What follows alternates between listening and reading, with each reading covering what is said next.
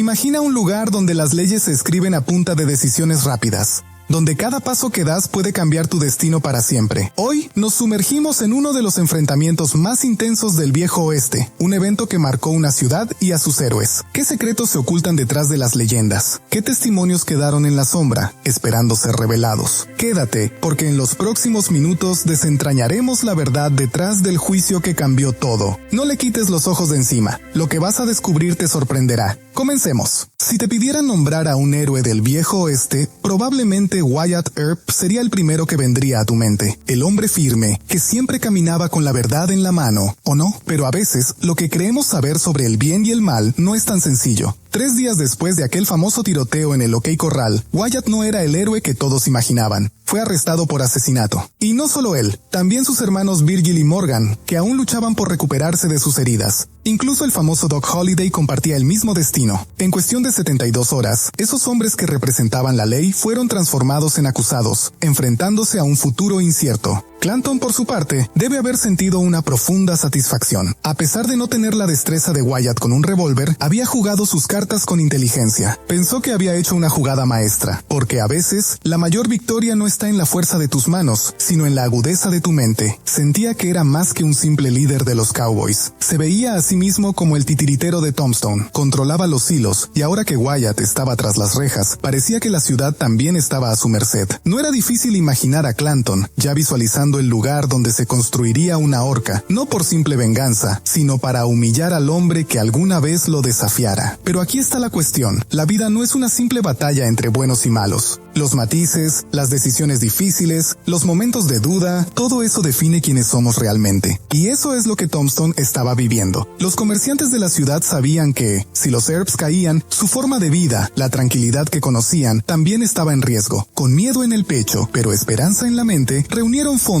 para pagar un abogado. Alguien que pudiera traer justicia de vuelta, no solo para Wyatt, sino para todos. Y ahí es donde entra Thomas Fitch, un hombre con muchos talentos, quizás demasiados para algunos. Había sido periodista, novelista, empresario, dramaturgo, abogado y actor. Pero lo que lo definía no eran solo sus títulos, era su convicción de hacer lo correcto. Porque hay algo que nunca cambia, sin importar cuántos roles desempeñes, la necesidad de encontrar propósito. Fitch sabía que el destino lo había puesto en este momento para algo más grande. No era solo una oportunidad para defender a los Earps, era su oportunidad para dejar una huella, para ser recordado por algo más que sus palabras elocuentes. Cuando le ofrecieron el caso, Fitch aceptó sin titubear. No se preocupen, dijo con una confianza que contagiaba. Voy a sacar a esos hombres de la cárcel y lo haré rápido. Lo primero fue recaudar lo necesario para pagar la fianza de Wyatt y Doc, pero sabía que eso solo era el principio. Los cargos que enfrentaban no eran algo que se pudiera resolver con un simple trámite. Eran acusados de asesinato, y aunque esa palabra pesa en el alma, lo que realmente estaba en juego era la integridad de sus vidas. Fitch, siendo el estratega que era, sabía que un juicio pondría todo en riesgo. Las decisiones de un jurado podían estar influenciadas, manipuladas por el poder de los Cowboys, y en ese escenario, las probabilidades de justicia eran inciertas. No podemos dejar que esto llegue a juicio, pensaba mientras se preparaba. Pero aquí es donde su astucia brillaba. Según las leyes de Arizona, antes de un juicio, debía haber una audiencia preliminar. Un juez decidiría si las pruebas eran suficientes para ir más allá. Y Fitch sabía que esa era la clave, demostrar que las pruebas eran débiles, que no había motivo para llevar a sus clientes a un tribunal. Ese era su objetivo, y lo haría con la misma determinación que cualquier persona que lucha por lo que es justo, por lo que cree correcto. Esto no es solo una batalla legal, pensaba Fitch, es un recordatorio de que, cuando todo parece estar en tu contra, cuando el mundo entero te señala y duda de ti, siempre queda una opción, siempre queda la posibilidad de demostrar quién eres realmente, de levantarte y decir, no me rindo. La audiencia estaba por llegar, y con ella, la posibilidad de un nuevo comienzo. Porque al final, no importa cuántas veces caigas o te acusen, lo que realmente importa es lo que haces para levantarte. Y esa, querido amigo, es la verdadera esencia de un héroe. El escenario estaba listo para otro gran enfrentamiento entre Wyatt contra Clanton, pero esta vez no se trataba de disparos ni de caballos galopando por las calles polvorientas. Esta vez, todo el mundo estaría mirando y juzgando. El famoso tiroteo en el OK Corral ya había recorrido los titulares y ganado tanta notoriedad que reporteros de todas partes viajaron hasta Tombstone. Querían ser testigos del desenlace y enviar sus relatos a los emocionados lectores Earps del este del país. El oeste era un lugar que la gente del este solo conocía a través de las páginas de las novelas baratas o los periódicos. Para ellos, un mundo lleno de fábricas y oficinas, el salvaje oeste era una tierra de mitos, de aventura y romance. Era ese lugar lejano donde los valientes cabalgaban hacia lo desconocido y la justicia era dictada por la naturaleza más que por las leyes. Pero esta historia tenía algo diferente. Nadie había escuchado antes una como esta. Esta vez, los que se sentaban en el banquillo de los acusados no eran los típicos forajidos ni ladrones de ganado. Eran los mismos defensores de la ley, Wyatt Earp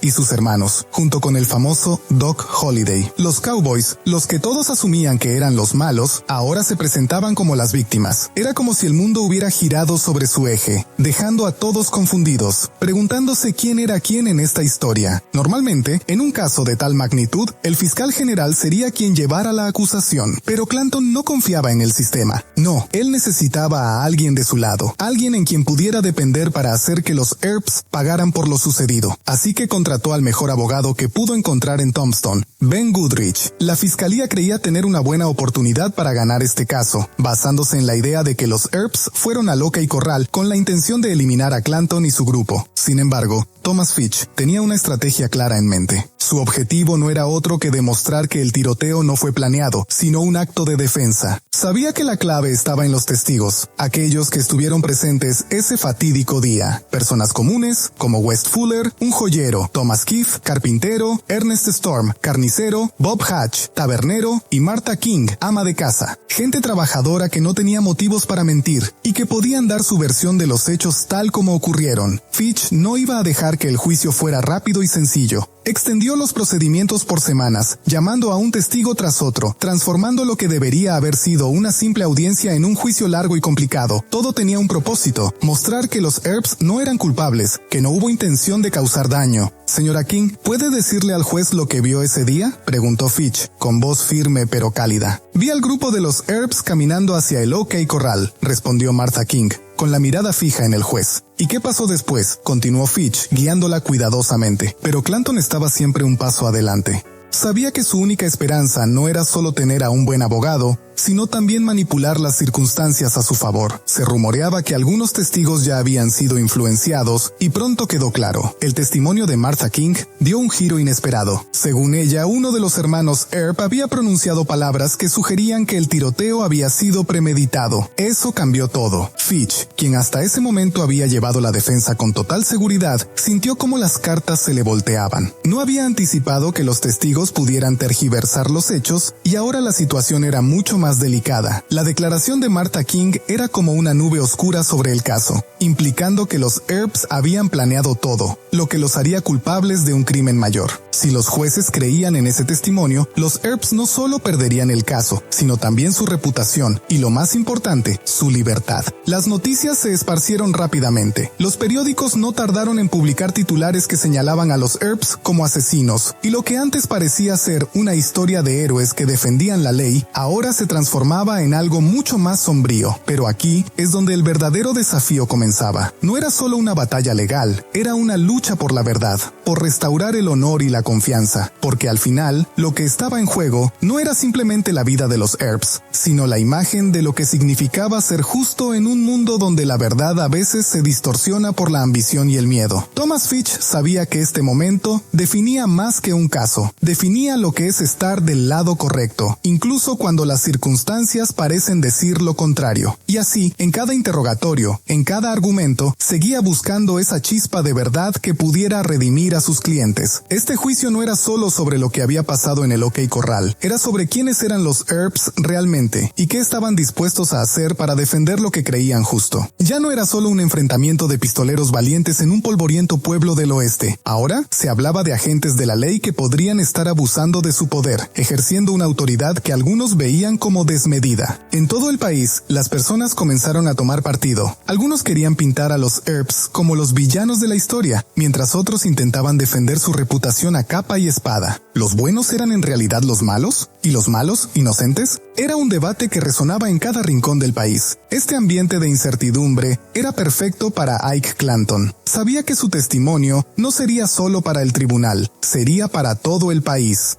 Así que, con mano temblorosa sobre la Biblia, pronunció las palabras que marcarían el inicio de su relato. Juro que la evidencia que voy a dar será la verdad, toda la verdad y nada más que la verdad. Que Dios me ayude. El ambiente en la sala de audiencias se tensó. Proceda, indicó el juez. ¿Puede decirle al tribunal qué pasó el 26 de octubre de 1881? Preguntó el abogado. Clanton sabía que aquel juramento no lo obligaba a decir la verdad. Con una pausa dramática, comenzó su relato. Estábamos a punto de salir de la ciudad cuando escuché a Wyatt Earp gritando mi nombre. Clanton, Clanton, ¿dónde estás? La sala estaba en silencio, expectante. ¿Y puede describir el inicio del enfrentamiento?, preguntó el abogado, ansioso por escuchar más. Clanton lo tenía claro. Iba a contar una historia que resonaría en todos los periódicos. Los Earps y Holiday sacaron sus armas tan pronto como llegaron. Wyatt Earp gritó algo como «hijos de...». Hizo una pausa, dejando que las palabras flotaran en el aire, incompletas pero poderosas. Y entonces todos empezaron a disparar. La historia de Clanton pintaba un cuadro dramático. Según él, nadie en su grupo estaba armado. Todos levantaron las manos en señal de paz. Eran simples ganaderos, víctimas de un abuso de poder. Para Clanton, los Earps no eran los defensores de la ley, sino hombres con largos abrigos que llegaron con la única intención de intimidar. «Esto es horrible», exclamó Clanton, añadiendo el toque perfecto de emoción a su relato. El tribunal se mantuvo en silencio. Cada palabra de Clanton resonaba. Sabía exactamente lo que estaba haciendo. Había preparado su testimonio para los titulares, para captar la atención de un público mucho más amplio que las pocas personas presentes en la sala. Los periódicos recogerían frases como «escuadrón de ejecución», frases diseñadas para impactar y ser recordadas. ¿Puede describir el momento en que su hermano fue herido?, preguntó el abogado, casi susurrando, sabiendo que esa era la parte crucial de la historia. Clanton miró al suelo un momento, como si buscara fuerzas para continuar. Vi a Morgan Earp sacar su arma a pocos metros del pecho de Billy. Le disparó a quemarropa. Luego Wyatt se acercó y lo remató, dijo, su voz quebrándose levemente. Era una escena que ninguno de los presentes podía imaginar con claridad. Pero la forma en que Clanton lo narraba hacía que cada detalle pareciera real. El abogado defensor, Thomas Fitch, observaba. Sabía que este era su momento de atacar. Sabía que la historia de Clanton estaba llena de inconsistencias y exageraciones. El 26 de octubre de 1881, ¿salió o no con la intención de enfrentar a los Earps?, preguntó Fitch con firmeza. No, respondió Clanton sin dudar. Wyatt Earp quería verme muerto. Siempre lo ha querido. Fitch esbozó una pequeña sonrisa. ¿En serio? ¿Por qué un agente de la ley respetado querría hacer algo así?, preguntó con un tono de escepticismo que resonaba en la sala. Wyatt Earp es un ladrón de diligencias, gritó Clanton, su voz quebrándose por la frustración. Fitch no estaba sorprendido. Sabía que Clanton seguiría en esa línea, intentando desacreditar a los Earps con cada palabra. Pero en lugar de ser desenmascarado como un mentiroso, Clanton seguía reafirmándose. Una noche, Wyatt me dijo que él mismo había robado la diligencia de Benson. Luego me ofreció dinero para que guardara el secreto, añadió, mirando directamente a Fitch. Fitch sabía que estas historias no eran más que un intento desesperado por cambiar el curso de los hechos, pero Clanton no se detuvo. Siguió relatando, inventando detalles sobre cómo los Earps habían estado involucrados en todo tipo de actividades oscuras. Clanton, fuera del tribunal, dijo ante los reporteros, «Hoy fue un día para la verdad y la justicia, pero no olvidemos a nuestros amigos caídos», añadió con tono solemne. Frank McClory, Tom McClory y Billy Clanton, quienes lucharon valientemente. Clanton sonrió ligeramente. Se estaba convirtiendo en un maestro narrador. Sabía que cada palabra que decía estaba siendo registrada, que su versión de los hechos sería escuchada por miles, incluso millones. Sin embargo, ni siquiera él se daba cuenta del efecto que sus palabras estaban teniendo en el país. Lo que Clanton no había considerado era que, en su intento de retratar a los Earps como villanos, estaba tocando fibras muy sensibles, porque esta no era solo una disputa entre dos grupos de hombres. Esta era, en el fondo, una batalla entre el norte y el sur, un eco de la guerra civil que había terminado solo 16 años antes. Muchos de los que habían dejado el sur después de la guerra se trasladaron al oeste, buscando un nuevo comienzo lejos de la influencia del gobierno federal. Entre ellos, los Cowboys, liderados por el padre de Clanton, quien había luchado por el sur, mientras que los Earps, del norte, representaban ese poder que muchos sureños seguían despreciando. Virgil Earp, el hermano mayor de Wyatt, había luchado con la Unión durante la guerra. El juicio, aunque disfrazado de una disputa local, tenía un significado mucho más profundo. Era, en cierto modo, una continuación de esa batalla entre el norte norte y el sur. Y aunque las noticias del juicio se esparcían por todo el país, el gobierno federal mantenía su distancia. El presidente Chester Arthur, un hombre cuya reputación por la corrupción era conocida, no iba a intervenir. Sabía que este conflicto resonaba con demasiada fuerza en el corazón de muchos. Corría el rumor de que Chester Arthur, el presidente en funciones, había manipulado las elecciones de 1880. El resultado, el sur lo despreciaba. Sabía que si intervenía en este juicio, solo empeoraría las tensiones. Así que optó por el silencio, dejando a Tombstone a su suerte. Mientras tanto, el abogado de Wyatt Earp, Fitch, estaba contra las cuerdas. Los testimonios llenos de mentiras se apilaban como un muro frente a él, y para contrarrestarlos necesitaba una verdad que resonara con fuerza. Por eso, llamó a Wyatt al estrado. Un hombre de pocas palabras y aún menos emociones se sentó con la espalda recta. Sabía que su reputación y su vida dependían de lo que dijera, pero su testimonio era como leer un informe seco, sin alma. Parecía más un discurso preparado por su abogado que un relato de primera mano. No había emoción, no había vida. Wyatt enumeraba los nombres como si fueran meras piezas en un tablero. No funcionaba. El juez no estaba convencido. Para él, era la palabra de Wyatt contra la de Clanton, y ambos lados tenían demasiados huecos. Pero había una persona que podía inclinar la balanza. «Llamen al sheriff Behan», ordenó Fitch, esperando que el principal agente de la ley pudiera aportar algo de claridad. Behan, una figura respetada, se levantó y caminó hacia el estrado con la confianza de quien tiene la verdad de su lado. Pero Behan testificó en contra de los Earps y Holiday, retratándolos como asesinos. El aire se volvió denso. El testimonio de Behan sacudió a la sala. De repente, los héroes locales, los Earps, parecían más villanos que salvadores. La fianza de Wyatt y Doc Holiday fue revocada de inmediato, y ambos fueron llevados de nuevo a la cárcel. El peso de la palabra asesinos colgaba sobre ellos. Fitch, sintiéndose acorralado, buscaba desesperadamente una salida. Necesitaba algo, cualquier cosa, para cambiar el rumbo del juicio. En la cárcel, Doc le dijo a Wyatt que contara lo de Josephine para desestimar el testimonio de Behan. Josephine era un secreto que Wyatt había guardado celosamente. Su relación con la chica del sheriff no debía salir a la luz, y mucho menos en el juicio. Si el juez supiera de su romance con ella, el caso se desmoronaría por completo. Así que, a pesar de las presiones, Wyatt se negó a usarla como estrategia. Fitch, frustrado, se quedó sin opciones. Pero había otro testigo que lo cambiaría todo. Era H.F. Sills, un hombre de ferrocarril que había estado en Tombstone el día del tiroteo. Había presenciado lo que nadie más había visto. Los cowboys estaban fuertemente armados, testificó con firmeza. Estaban en el OK Corral, haciendo amenazas. El testimonio de Sills fue el rayo de esperanza que Fitch necesitaba. Con su ayuda, pudo mostrarle al juez que los hermanos Earp habían actuado en defensa propia. Sills, quien estaba gravemente enfermo, decidió testificar a pesar de los riesgos ya que estaba desahuciado. El juez quedó pensativo. La verdad, aunque tardía, comenzó a emerger. Los testimonios falsos fueron cayendo uno tras otro y la historia de los Earps finalmente encontró su lugar. Pero todavía no era suficiente para desestimar el caso. Fitch tenía una última carta bajo la manga. Solo había una persona cuyo testimonio podía contrarrestar el de Behan, el mariscal de Tombstone, Virgil Earp.